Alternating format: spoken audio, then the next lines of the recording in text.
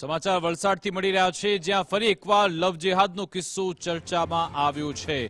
વલસાડમાં લવ જેહાદ મામલે હવે હિન્દુ સંગઠન રોષે ભરાયો છે। અહીંયા મહારાષ્ટ્રના બોરડી પંથકની જે મહિલાઓ એમને શિકાર બનાવવામાં આવી તેવો આક્ષેપ કરવામાં આવ્યો। હિન્દુ યુવતીઓને શિકાર બનાવવામાં આવી છે। મહારાષ્ટ્રની યુવતીઓના લગ્ન બાબતે વિવાદ થયેલો છે। ગુજરાત અને મહારાષ્ટ્રના કાયદામાં મોટો તફાવત છે એવી વાત પણ હિન્દુ સંગઠનના આગેવાનોએ કરી હતી। ગુજરાતમાં લગ્ન માટે માતા પિતાની સહમતિ જરૂરી છે મુદ્દો પણ તેમના તરફથી ઉઠાવવામાં આવ્યો હતો। મહારાષ્ટ્રમાં આ પ્રકારનો કાયદો ન હોવાનો પણ આક્ષેપ લગાવવામાં આવ્યો હતો। વિધર્મી યુવાનો મહારાષ્ટ્રમાં જઈ લગ્ન કરી લે છે તેવો દાવો પણ હિન્દુ સંગઠનના આગેવાનોએ કર્યો છે। વિશ્વ હિન્દુ પરિષદ અને જૈન સમાજે આ બાબતે રજૂઆત કરી છે।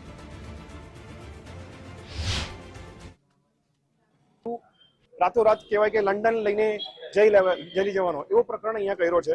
અને આ કેસ અહીંયા બોરડીમાં સ્કૂલ કોલેજીસમાં ઘણો પડે છે, બીકોઝ બોરડી સ્કૂલ ને કોલેજને લાગીને સંજાણ એક એપિસેન્ટર છે, જ્યાંના છોકરાઓ કે અસામાજિક તત્વો બોરડી ગોલવાડા આ એરિયામાં ભણવા માટે આવે છે અને છોકરીઓનું ફસાવણું કરે છે ત્યાં એરિયામાં।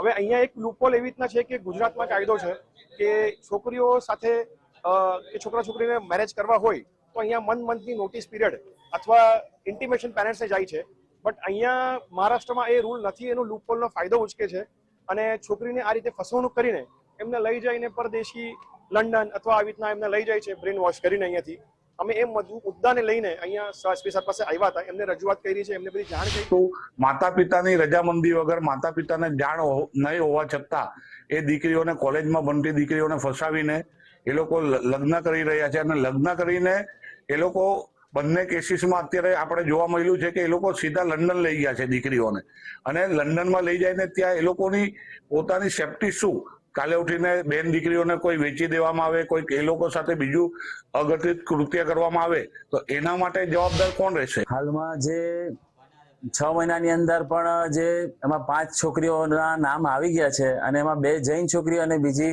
હિન્દુ સમાજની છોકરીઓનો પણ નામ આવ્યા છે, તો એના પર પણ કાયદાકીય એક્શન લેવાય અને જે કાયદો મહારાષ્ટ્ર સરકારમાં નથી એ જ જે રીતના ગુજરાત સરકારમાં જે કાયદો છે કડક કાયદો, એ જ રીતનો કાયદો મહારાષ્ટ્ર સરકારમાં પણ આ કાયદો તરત પાલન થાય તો આપણે આવનાર જે પણ હિન્દુ દીકરીઓ બચી શકે અને વિધર્મીઓ દ્વારા જે ક્રૂર કૃત્ય કરવામાં આવી રહ્યા છે તો એના પર અંકુશ લાવી શકે। એક અત્યારે 1-2 કિસ્સા આવ્યા છે, એમાં આવી જ રીતે છે, ફેક આઈડેન્ટિટીથી વિધર્મીઓ આવ્યા છે, એ લોકોના મુલાકાતમાં આવ્યા છે અને પછી ધીમે ધીમે એ આગળ વધ્યું છે કેસ, અને જે રીતે બધી જગ્યાએ થાય છે એ જ રીતે થયું અને ફાઇનલી ખબર પડી કે એ દીકરી જૈન સમાજની દીકરીઓ 2, એમાંથી એક દીકરી તો લંડન પહોંચી ગઈ, ત્યાર સુધીમાં ઘરે ખબર પણ નહીં પડી। તો એ નવાઈની વાત છે કે કઈ રીતે ઘરે ખબર ના પડી।